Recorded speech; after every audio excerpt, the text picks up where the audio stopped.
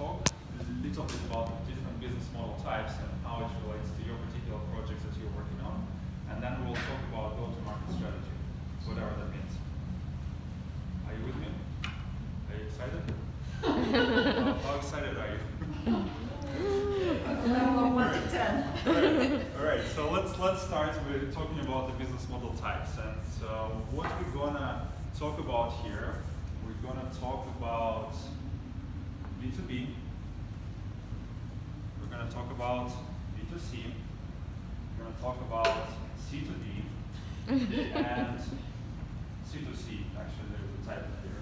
But anyway, I think by looking into this acronyms alone, probably the question that you're asking yourself, Dmitry, WTH, like what are you talking about? Have you heard about these terms before? B2B, B2C, does it ring a bell? Okay, so that probably would be the valid question to start. All right, so I think, again, what we're talking about here is how do you connect the, how do you deliver goods and services, and how you get the payments in return. So let's say you have two entities. You have the producer, and then you have a consumer. So producer manufactures goods and services, correct? That's what they do. So they send goods and services one way. What does consumer does in return? Consumes, but what he returns back? Money, okay, so money flows in the opposite direction. That's very simple, right? It's not like rocket science. I give you goods, you give me back money. All right, so let's start with the first model, which is B2B. Right, so in the B2B model, it means that we're communicating business to business. In the B2B model, your producer and your consumer are both businesses, both enterprises.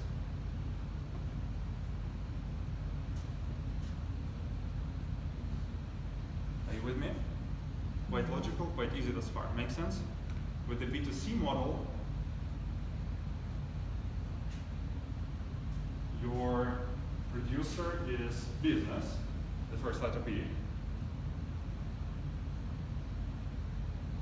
Your consumer is, in this case, customer or consumer, right? Are you with me thus far? Make sense? Okay, so let's talk a little bit about these two models, and let's start with these two models for the beginners, and just maybe talk about some types of businesses that fall there. So if you look into Tesla, which category would it be? B2C. B2C? Yeah. That was a wise guess. You look scared. You're like, but it's very simple. We're not talking about rocket sciences here, but just to warm you up a little bit. Boeing, airplanes. Come on, Robin, you can answer that one. B2B. B2B. All right, awesome. That was a good guess. So Boeing manufactures airplanes and sell them to airline companies. Well, I'm from Cisco, so I just couldn't include some Cisco equipment into the presentation. So Cisco routers or Cisco switches. B2B, B2C. Isn't it? Hmm? No. No. All right, B2B, that was correct. How big is that router? You cannot use it at home? You can, but probably you wouldn't buy it because it's way too expensive. So. I have a Cisco router at home. You have Linksys probably, I have a Cisco but router. we sold that business a while ago. Oh, maybe, okay.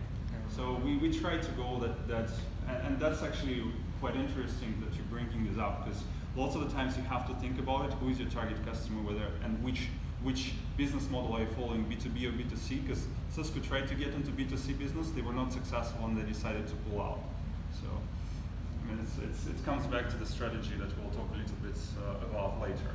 All right, so the famous and favorite brand, obviously B2C. And now going back to your example that you were trying to bring up when we talk about Microsoft, is it B2B or is it B2C? They have huge business with the businesses where they sell to other enterprises in the Bay Area or around the world, but they also work with the consumers because some of the people opt to choose Mac, but not everyone, right? Somebody works with Windows. And obviously this is not a great example here, it seems like everyone is using MacBooks. Whoops.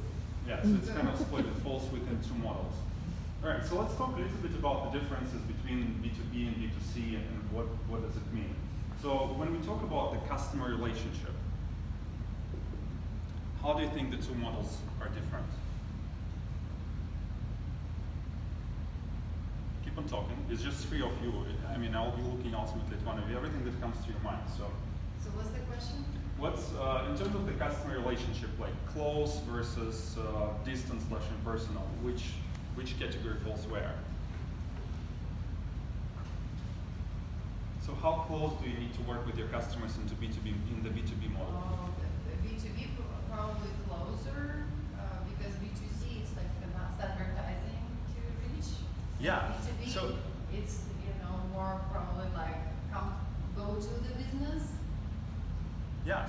So I mean, ideally, with any relationship, you want to be like very close with whatever type of relationship you have, right? So with the B2B, you want to have a very close relationship and maintain it. With the B2C, you would want to have close relationship, but there are so many C's around the world. So how do you actually maintain it? So it ultimately becomes a little bit more impersonal because you have so many different customers.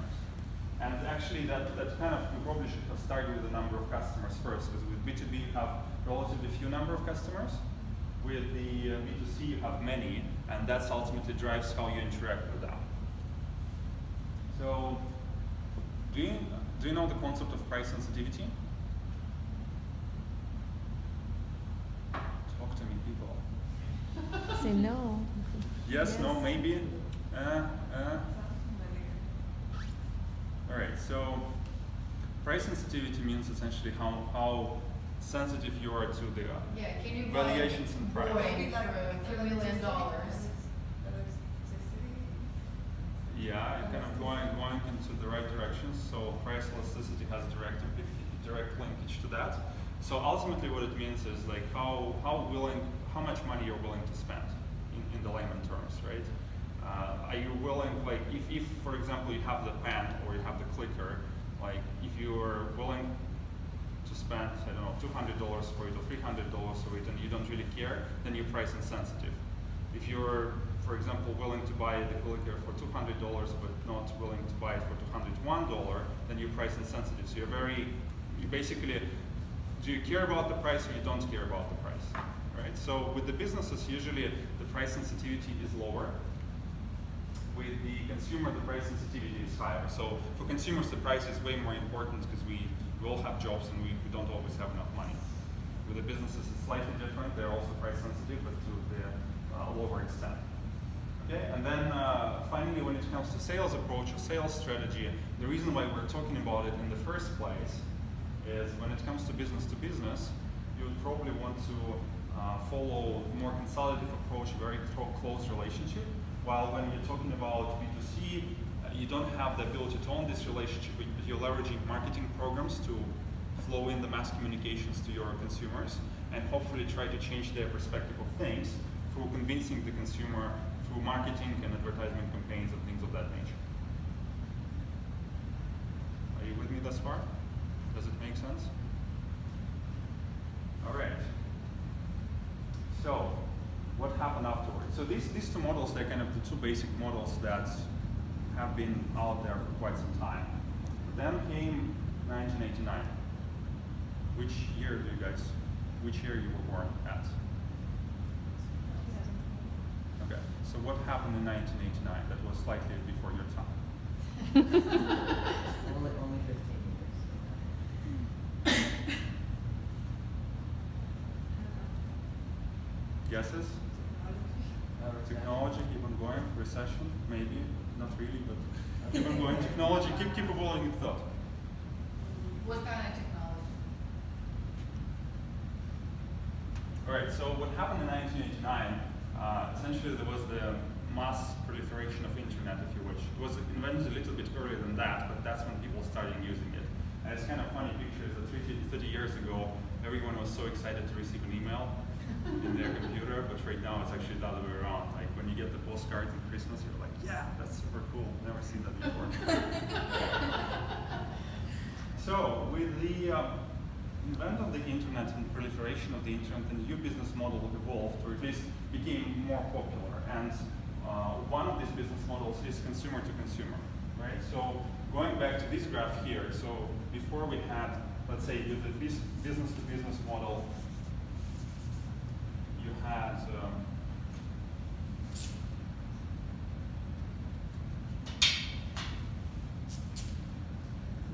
business here, consumer here, correct? With the C2B model, sorry, with the B2C model, we had business, sorry, with the B2B model, it had business here. With the B2C model, it had business here, consumer here.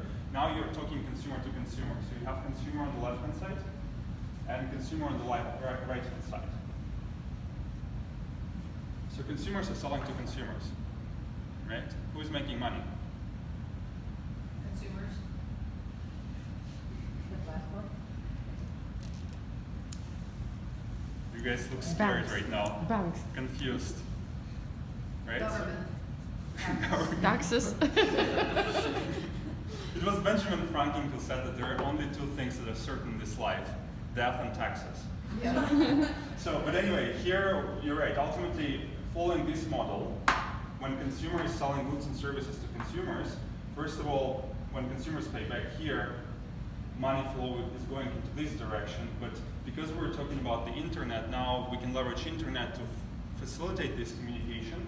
So you might have some sort of intermediary company in between that will provide the platform, and this platform will be making money. So your business model is starting evolving. It's slightly different from what we used to have, where you had direct communication, but now you have a third party in between that provides the platform and makes money out of this platform.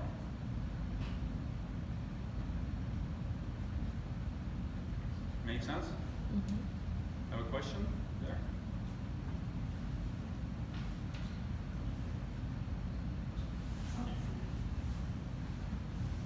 Okay. So can you think of any consumer-to-consumer companies? Etsy. Etsy? What does Etsy do? People create handmade, homemade, like some goods, and then they sell it in a marketplace. Like let's say I can make a dress personally, and then I put it on Etsy, and they sell it to somebody who loves my dress. Like eBay too. Yeah, like eBay for handmade stuff. Okay. So Etsy, eBay, guys, your thoughts, like any C2C companies you can think of. Would apps like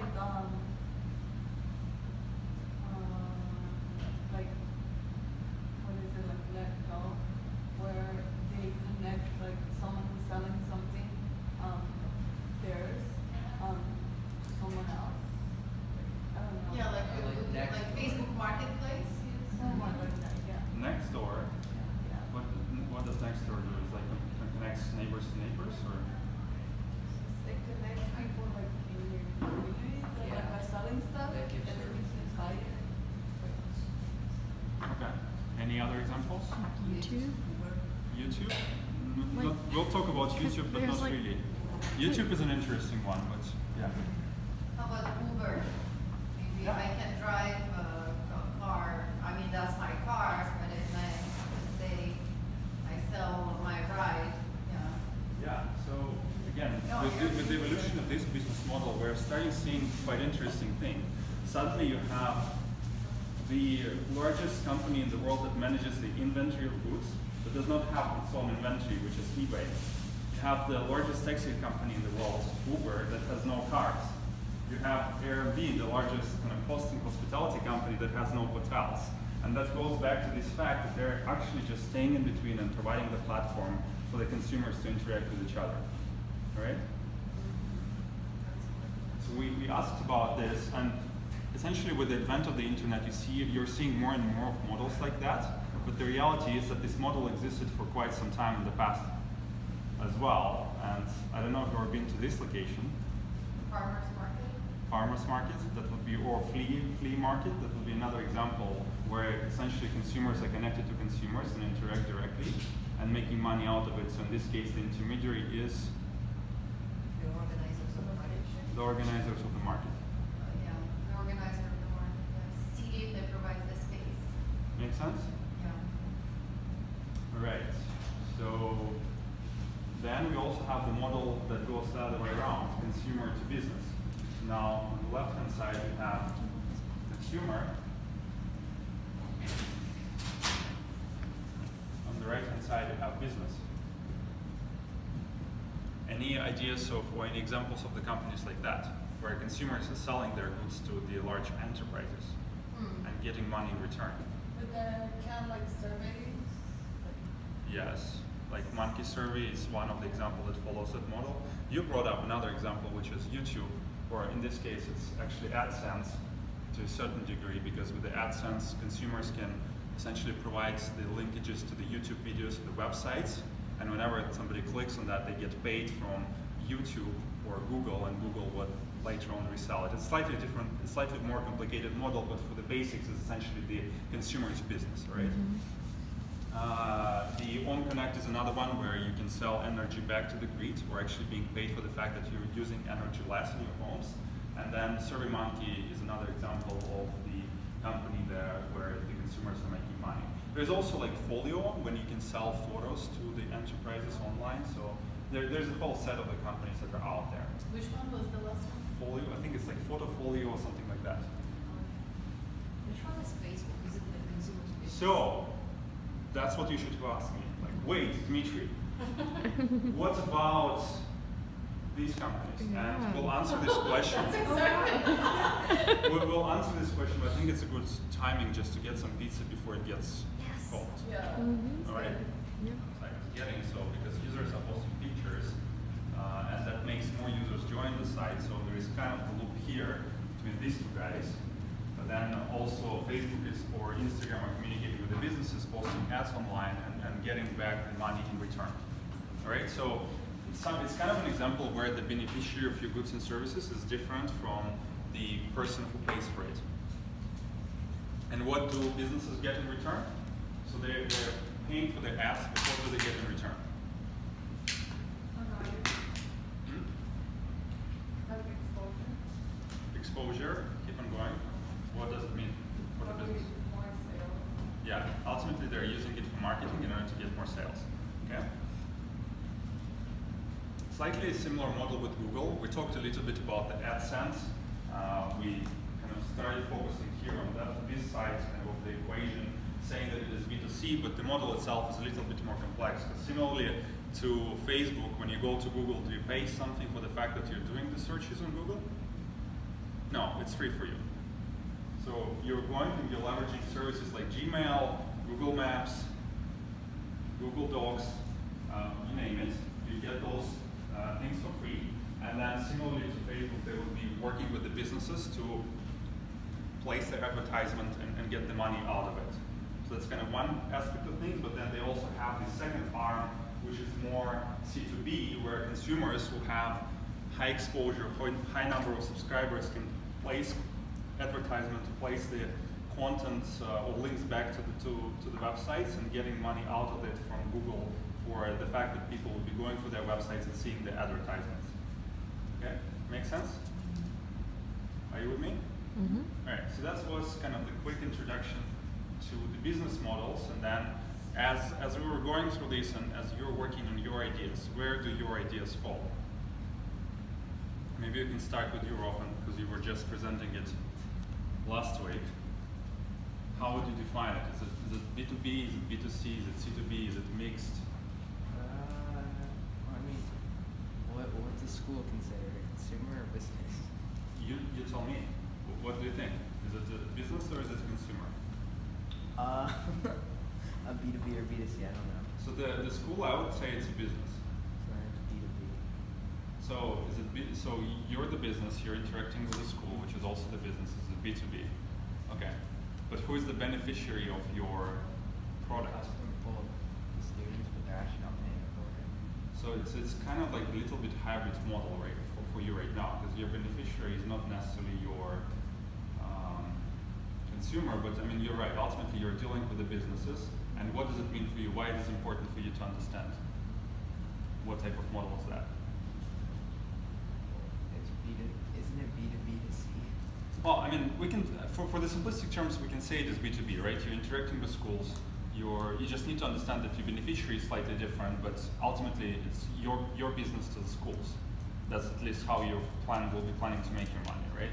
So, but I guess why I was asking that, I was trying to understand like why. So when we're saying about B2B, B2C, like why would it be important to differentiate the two? Or what would be the implications to you based on that? Okay, so I guess let me explain myself here a little bit. So, yeah, sure. Well, you would definitely go about like pricing differently and how you interact, because there's different limitations that come with each group. If we were selling to students, we would know that you can't charge for large amounts versus the schools that have a bigger funding. You have more, I guess, more afforded boundary, as well as the way you interact with them. Students would be more impersonal because there's a lot more of them. And schools would be more interacting with the principals that are much closer person. Yeah, so that's where I started with this slide, like the difference between B2B and B2C, because there would be implications of how you go to market and how you try to tackle those customers. And then kind of similar question to you, what is your take on like, where would you place your idea or your project? Is it B2B, is it B2C, is it like some hybrid model, or you're still in the research mode right now? Yeah, I'm still in research. Okay. All right. So I hope that this will help you think through things as you will be kind of finalizing your ideas and working on them, just to figure out where it all falls. Okay. But I think, Eva, for you, for sure, it's not going to be B2C because these girls from the neighborhood community, they won't be able to pay Yeah. for your services, so you would have to work through an organization that's maybe similar to Rohan's that will be able to pay for you to provide services to them. They'll be like you have access to these girls, right? Yeah. Right. So awesome. We talked about the business model types. It was very short introductions just to talk high level and about the differences and about what it means for you and your projects. So let's talk about the strategy. Now let's talk specifically about the go-to-market strategy.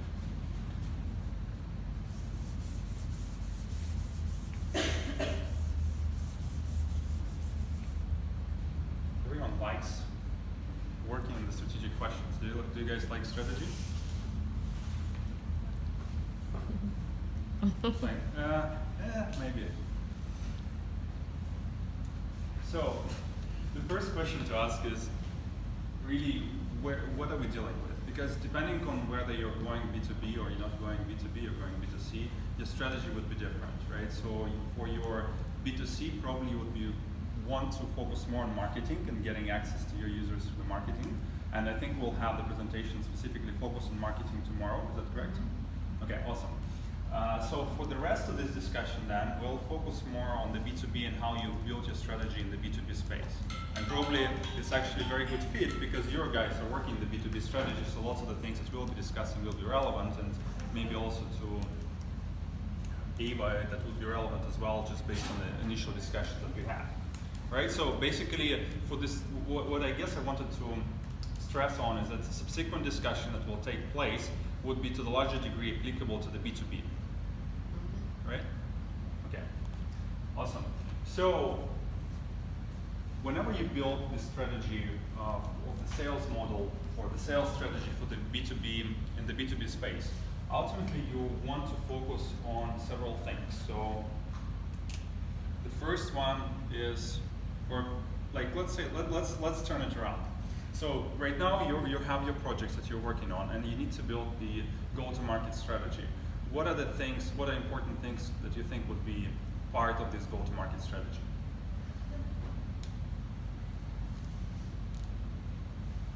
Ideas, just general ideas. Speak whatever comes to your mind.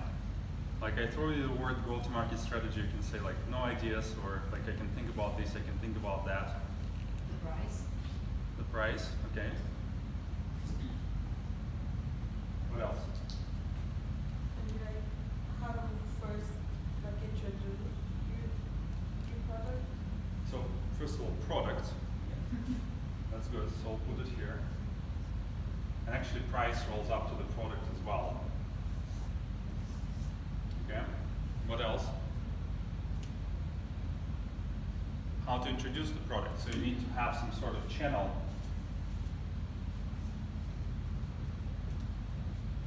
That would be kind of your way of introduction of the product.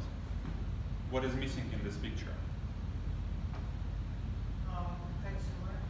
Yeah, whom consumer or the business or the customer, whom are you selling it? So the customer is part of the market and the market segments that you defined. So ultimately it's the part of the three things.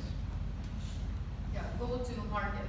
Yeah, it's go-to-market strategy. So you have product, market, channel, and all these things need to be in the alignment. Because if they're not aligned, like if you have the product, just kind of trying to think of the example. If you're saying, if you're trying to sell Boeing, and you're trying to sell this to the market, which is the market of the airlines, but then your channel strategy, you're trying to leverage some sort of inside sales force, which does not provide too many technical details, probably wouldn't be successful.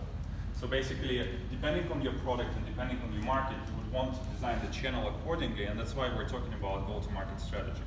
So ultimately, when it comes to building this alignment, you have to answer several questions, right? So the first one is, what is the ultimate market that we're dealing with, and what ultimately we're selling? So that would be kind of the first question. What is, and we'll talk about some of these acronyms like DMP and DMU and what does it mean. The second one is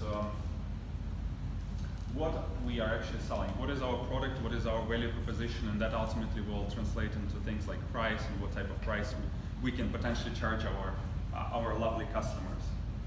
And finally, when it comes to the channel, we need to look and try to design the channel, and there are several models. We'll talk a little bit about that, like what does it mean when we go direct, what does it mean when we go indirect, and when it makes sense to go and do some sort of mix between direct and indirect. All right, so probably everything that I'm talking thus far makes no sense to you whatsoever. That is fine, we'll just go more in detail for that in the subsequent slides. Okay? So where do we start? Like out of these three elements, market, channel, product, where would you want to start? Maybe the product, Why? because we have more control over it. Does it mean that it is a better place to start then? Sure. So let's say you have the product and you have complete control of the product, but nobody wants to buy it. What would you do? Change the product. Okay, so you change the product, and then like how do you determine what type of changes they want to do to make the product? According to the market. Okay, so maybe it makes sense to look into the market first, and then depending on that you can go and develop the product versus kind of trying to develop the product first and then understand that okay, nobody wants it. All right, so yeah, normally as a general rule, you want to start with the market first. You want to start with the customer, and moreover, you want to be more kind of have further sight, kind of trying to understand where the market would land by the time you develop your product. So ultimately, your goal is to be where your customers expect you to be, right? So here, this slide is kind of representation of my picture here. So you have market on the left-hand side, you have product on the right-hand side, and channel in between. So we'll start talking about the customer or target customer or the market first. And here, just kind of some key concepts to keep in mind is the first one, decision-making unit. What is the first thing that comes to mind when we talk about decision-making unit? Boss. Boss? So decision-making unit is ultimately the person who makes the decision regarding the purchase or regarding the usage of your product. So let's say within your project, who would be the DMU? Who would be the decision-making unit? Whoever's in charge of the budget. I like how you think. That's smart. Yeah, ultimately it is. Yeah, this could be because sometimes there are people who own the budget. Sometimes there are also people who make the decisions. So I don't know whether it will be principals of the school in your case, or that will be people responsible for the curriculum. They do have certain budget that is allocated to them, but it's not just budget; it's also the power to make the decisions, right? So this is decision-making unit. So just as you think about your particular projects, try to understand who would that be, because that would be important to you. And so the second thing to keep in mind is the decision-making process, DMP. Decision-making process is ultimately how the decision is being made in order to use your particular product. And why would that be important?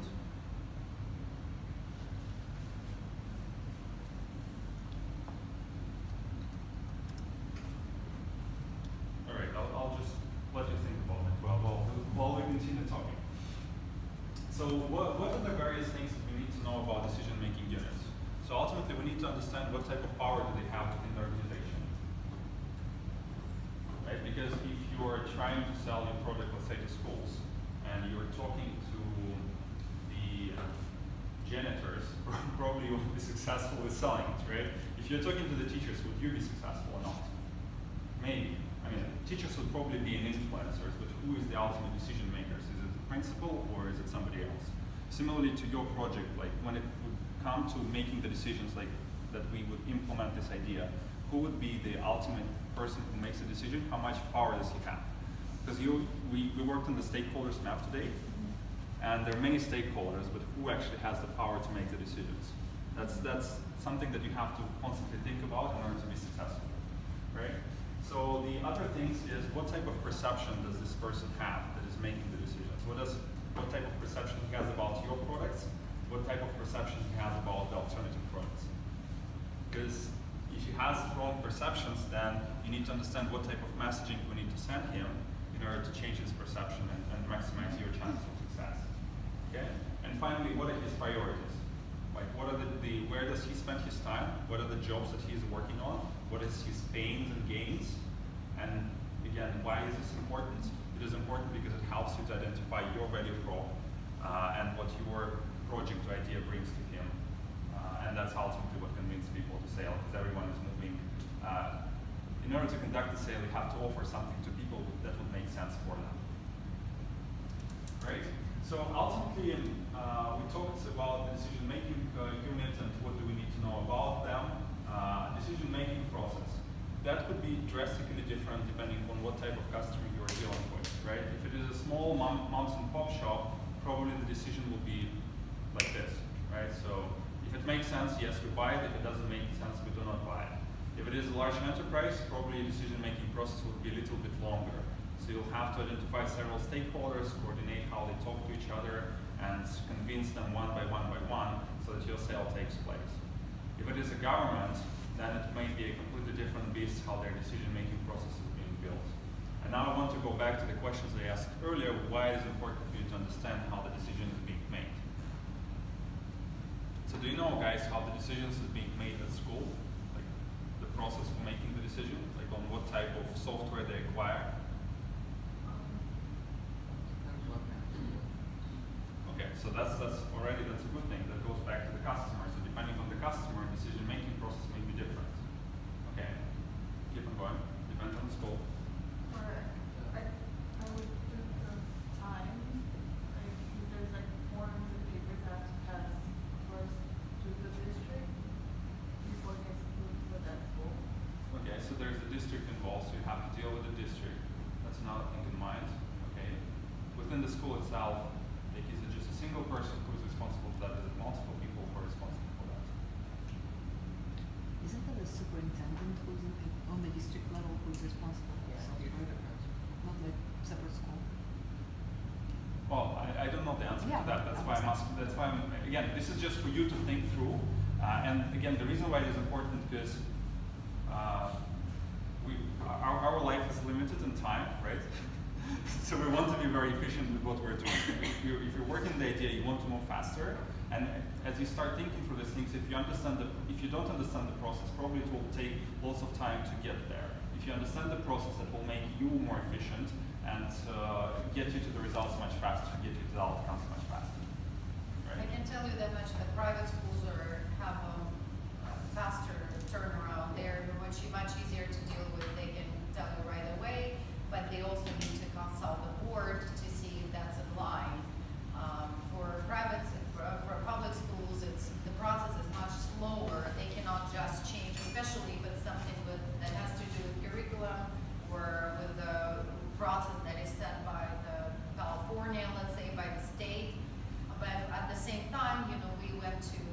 Tech High School, which is in Redwood Shores, and a decision was made on the spot to have this social innovation course at their school. As we walked in and talked about the course, they said you are in next month. So it was that fast. We were lucky that we were introduced to the right person who had a power of decision in her hands. She did not have to consult with anyone. She was the one who would decide in or out. So finding the right person, like exactly the person who has the right of decision, and she was not a principal. So it's not necessarily a principal. So that makes it or breaks it too. If you talk to the wrong person and they have too much on their plates already, they might not even listen to you because they just, that's the last thing on their mind. Finding the right person is very important. Yeah, I think it's kind of interesting because back in my high school, that's how things worked. Like if an organization wanted to go into the school, they wouldn't go to the principal. They'd go to the head of the law department because we all knew that he said something was gonna like he wanted a new program, it would happen. So normally if we were asked who should we go to implement this, we would say the principal, we'd say Mr. Matsumoto. Here you go. But you know, funny thing that is applicable pretty much to everything in life. Like when you think about your families, who is the decision-making unit? Is it the mom? Is it the pop? What is the decision-making process? Is it consensus, or you do it because I said it so? You know, this can be brought up. You can bring up lots of parallels to like individual lives as well. But ultimately, once we work on these customers as market side, what we want to do the market segmentation, and for each particular market segment, we would want to do the customer profile. And I think we'll have an exercise later today for you within your ideas to go and develop the customer profile. And that's something that we talked as well with you just a couple of minutes earlier about the fact that you want to understand who is your customer and what are his pains and gains, right? So the general idea here is that there are different customer segments, and different customer segments have different needs. How do you kind of identify their needs? Well, you can follow some sort of process there. You can think about potential jobs or where the person spends their time at, and as you think about these various jobs that he is doing, try to think of which of these jobs are the most important to him. What would be his highest priorities? And after that, you can think about potential pains and gains that he is interested at in terms of gains or pains that he's trying to avoid. Why it is important? Because again, people are motivated largely by two things. Desire of winning something or the fear of avoiding something, right? So some people run fast because they run for the gold medals, like in the Olympics. Others run fast because they run away from German shepherds. So there are two ways of looking into life. Ideally, you would want to actually tap into both into the fear as well, fear of avoiding loss as well as in the desire to get to the game. So anyway, so that's kind of the first thing is to look into your market, understand what your customer profiles, understand what is the decision-making process there, and what are the decision-making units. Does it make sense thus far? Mm-hmm. Okay, keep on going. Going to the other side now. So we went from the market to the product. So may I just add one quickly, with the social innovation space, just to add like a little bit, and I'm gonna go into it a little bit later, but you have even though you go into business to business and then there is a beneficiary of your product who will not be paying, a lot of times it is your customer, like it is your market, and that's where you want to make sure there is a product market fit. At the same time, a lot of times these are your beneficiaries are not the decision makers whether or not to use that product. You are not paying for your Gmails, or you're not paying for your Instagram, but you are still decision makers whether or not to use it. But in a social innovation space, beneficiaries are a lot of times in a position that somebody else decides for them. Like for example, Rohan Allison, your situation, the third graders are not going to be deciding whether or not to use that app. The teacher comes to the school and says, that's what we're going to do. They're still, you have to make sure your product works for them, but they will not only they are unable to pay individually, but they also are not even in decision makers on whether or not to use the app. They cannot say, we're not gonna use this one, we'd rather use something else. Same, for Ava, I'm not sure what it's gonna be. Would the girls decide, oh, we don't wanna go to that program? Or they can, or somebody else will tell them, in order for you to receive the food and shelter and whatever, you have to go into that program. So you can kind of think about that. While the product has to have the feet and bring benefits and all of that, sometimes you are maybe less sensitive if people are not choosing who are paying, they're telling to use your product. You know what I'm saying? And not vice versa.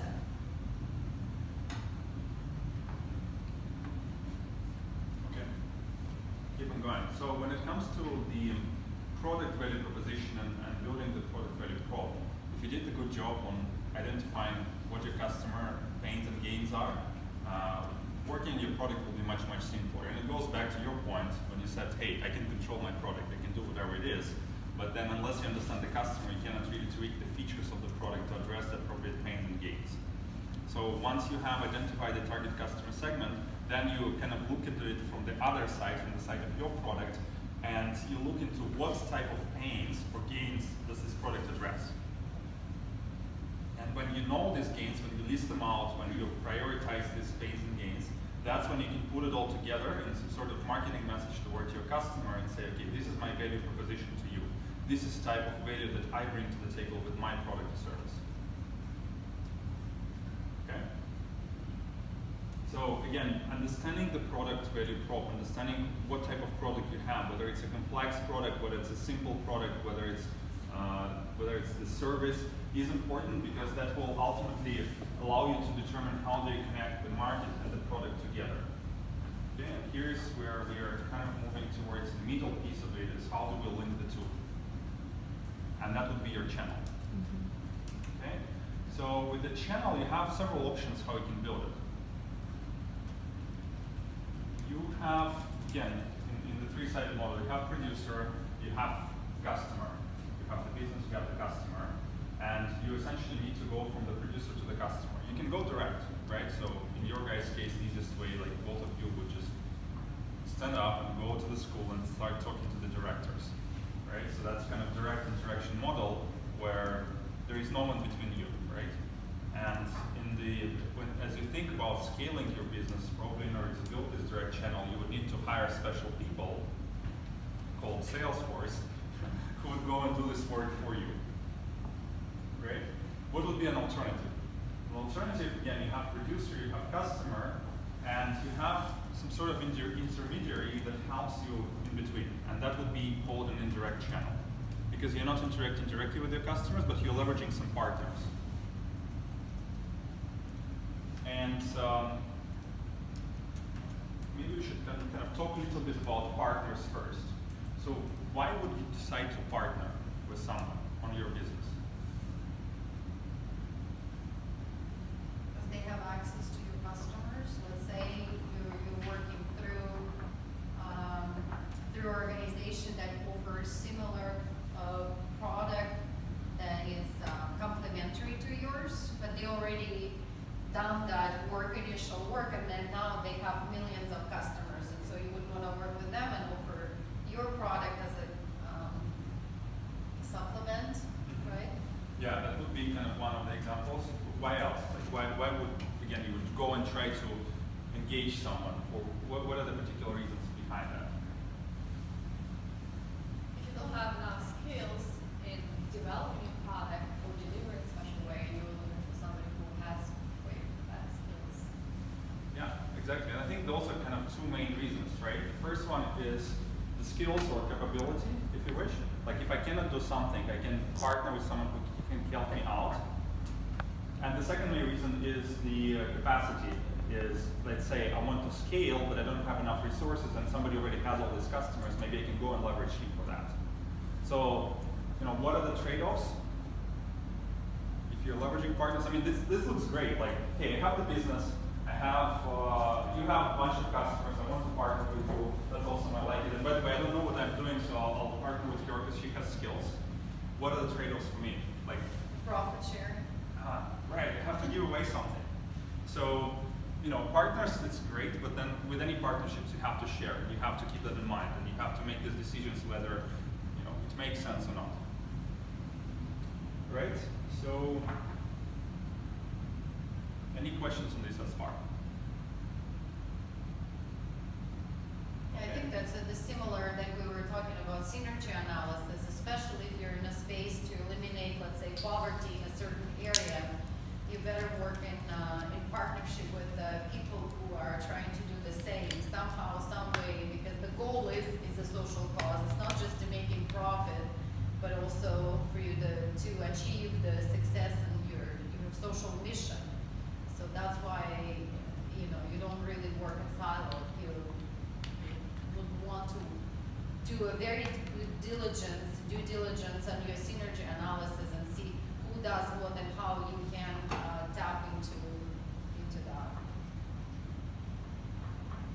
Yeah, and I think that kind of ties back into how do you actually pick partners and how do you work, how do you decide who to partner with. And I'll just build out the slides and while you're reading this through, I just want to kind of share this anecdote. Like there was this story about the animals in the forest.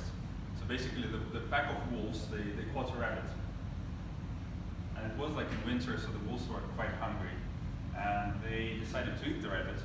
And the rabbit was, to his luck, kind of good negotiator. So he's like, all right, okay guys, don't eat me. I'll bring you lots of value in return. So I'll show you where the pack of sheep is actually herding, and you can just eat lots of sheep versus eating me. I'm like thin rabbit. You know, there's a bunch of large guys, and you'll just not satisfy your hunger. So the wolves were like, wow, that's an interesting value prop. So go ahead and show us where the sheep are. And so they walk for around 15 minutes, and they keep on going for the forest, and the sheep still don't show up. So the wolves start to become a little bit impatient. They're like, hey, rabbit, what the hell's happening? Where the sheep are? And the rabbit is like, hold on, guys, I'll lead you to the right direction. So just go with me. So they walk for another 15 minutes, no sheep. You know, wolves become even more upset, like, what the hell's happening, rabbit? Are you going to die us of hunger or something? And rabbit is like, hey, guys, the sheep are right behind that corner. Let's just turn the corner and the sheep will be there. But the wolves were like super impatient and they were super hungry, so they just ate the rabbit. Bad for him. So the wolves are then, all right, what should we do? Let's go and look around the corner, what's there?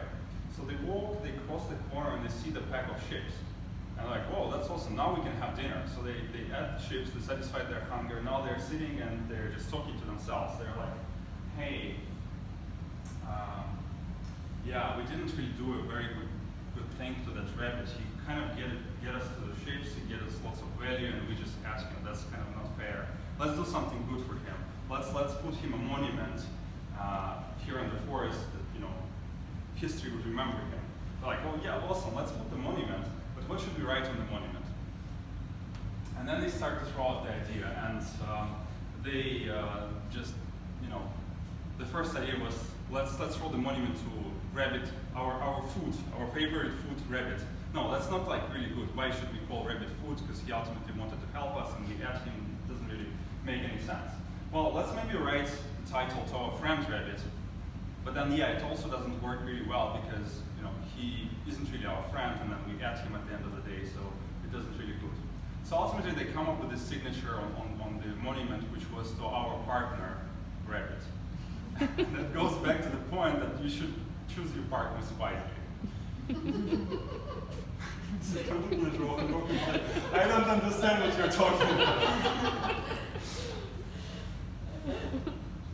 Basically, where I'm going with that is partnership can be tricky, and lots of the times with the enterprises, you would have both friends. Your partners would be both your friends and enemies, so you have to pick your partners very, very carefully. Okay? And that goes back to the synergy analysis. Yeah, and I think Eva, this morning when we started, you know, like partners, you know, maybe there are a lot of organizations that are working there, but, you know, do they add any value, or they're taking you the next thing you know, you're doing totally something different just because they're more powerful and they have more tools and more budgets, and all of a sudden you see yourself and going in a totally different direction, and you ended up helping them to achieve their vision versus them you partnering on the same vision. So this is, especially in social space, it's important because, you know, your goal is, let's say, to eliminate gap in the literacy, and all of a sudden you partner with somebody and you're going in a different direction where they are working on a gender equality, and you're like, wow, where did we lose the focus of literacy? You know, so it's very, very, very important. Okay, so again, partnering is one way of going to the business. That would be an indirect model. The second option that you have is the direct model. So with the direct model, Can I ask? yeah, sure. When you're choosing between direct and partnerships, like Yeah. what are the factors that you're considering? Yeah, The price of the partnership? That's a great question. And again, I'll let you think. I can answer this question, but I'll let you think for quite some time. How do you decide whether it's partnership or not partnership? Partners or direct? Would you partner or would you go direct?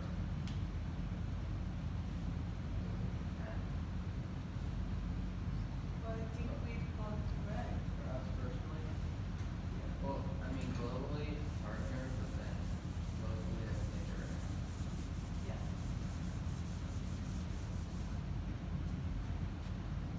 Just because it's just accessible and we don't really need that extra person in between. Yeah.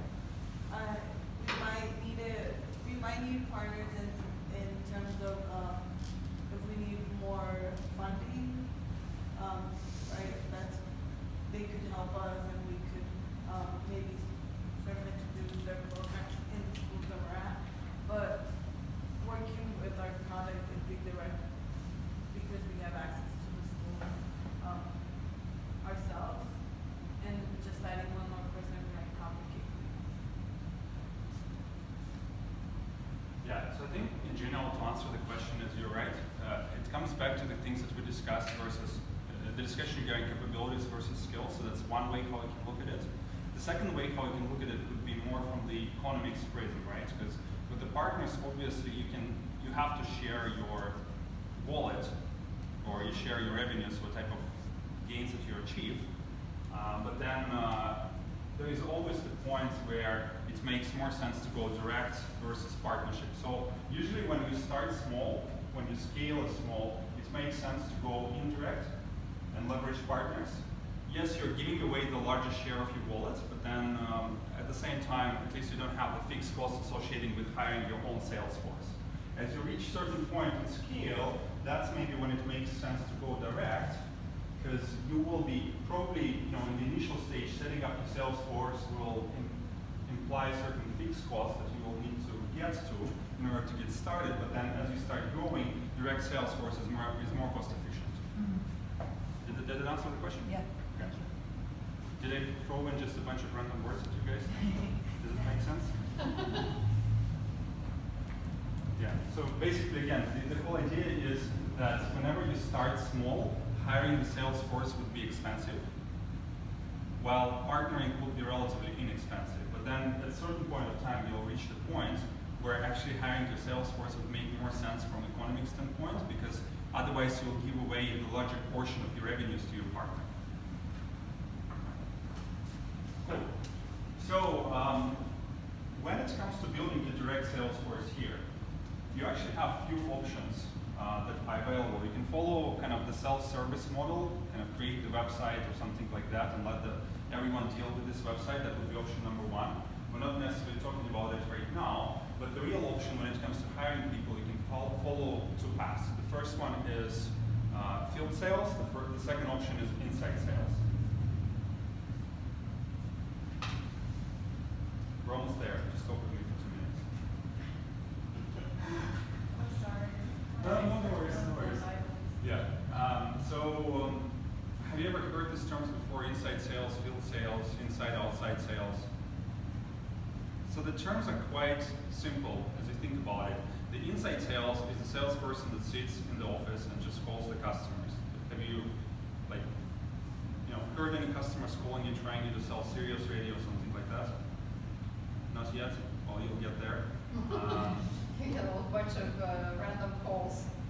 Yeah, so whenever somebody calls you via the telephone and tries to sell you something, that would be telesales model or inside sales model, where the person sits in the office, he never visits the customer, but he calls them all day. All right? So that's option number one. Option number two is field sales. With the field sales, you actually, I think that's what you're doing with your teachers, you're raising up your ass, walking towards the teacher and start talking to him, trying to sell him something. That would be more intimate relationship model if you wish, comparing to the inside sales. When would you use one versus another? What are the things that you have to think about for telesales versus field sales? Accessibility. Accessibility in a sense. Well, when I was thinking of like there was times where I knew I had to call because I couldn't directly go down there. But I also know that when I do have time to go, like I can be directly show at their office. So this is an interesting point, but I think even more interesting question is: do you really need to go there in the first place? Can you do it all via the phone? No. Can you sell your product via the phone? Well, sometimes you can, sometimes you cannot. That goes back to this model of TMC feed, product market channel. So market, product, channel. Why guys like Sirius Radio is using telesales marketing? Because it's easier for them to call. They can just sit in the office and call a bunch of folks and close the sale, and they don't need to be there at the time of the call. So they can achieve much more things using the telephone, and it will also be less expensive because, first of all, making the call is much quicker than traveling to someone, and then also the skills that are required to sell over the telephone are not as high as when you're going and talking to the person direct. So if you can sell over the telephone, perfect, go for it. That will be a very cost-efficient model for you. Whether it will be effective or not really depends on all three of these things.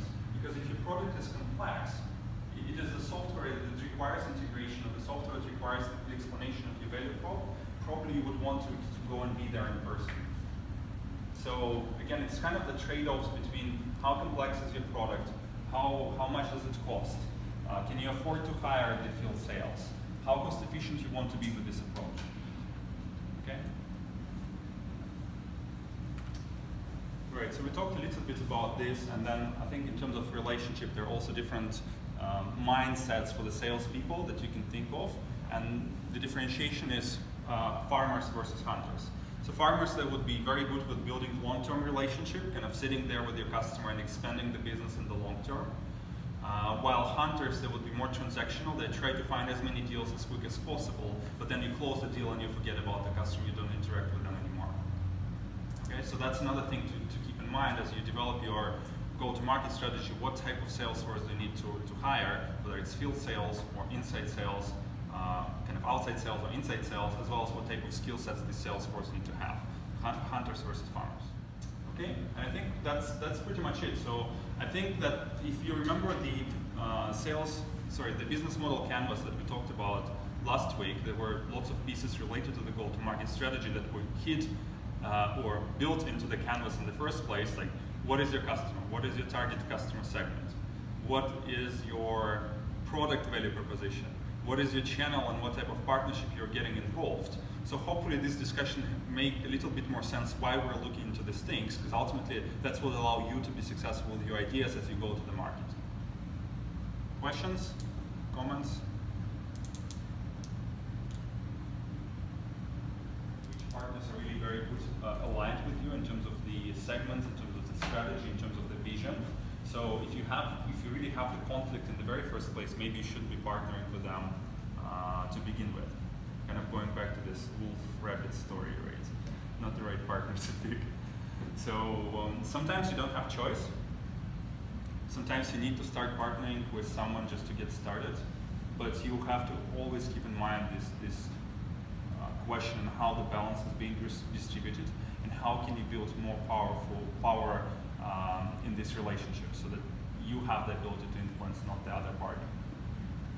And I can add to that, I think for Ava, it's a very, very interesting topic that you really need to think about, because as you're trying to help somebody who is not nearby you, and one thing is to have San Francisco shelter, but now as you're switching your model to Africa, so you really have to think you would have to partner with people. So somebody will be doing the job for you. Somebody will be delivering services that you will create. And all you can do is to kind of monitor it, maybe by going there once, or, you know, if you're lucky enough, you can go twice a year.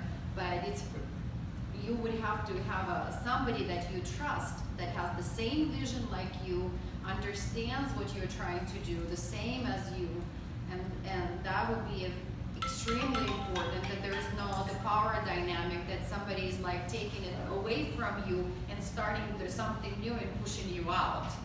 And so there has to be something thought through and some kind of model within the partnership that that partner would also need to have you for one reason or another, which, you know, that distribution channel of goods could potentially be that power point for you to be in the partnership. So it could, you know, could be a great partnership, but for you that would be like something more important to think through than, let's say, for Rohan, who has a direct access to schools and they can actually go there and do things. Yeah. Does it make sense?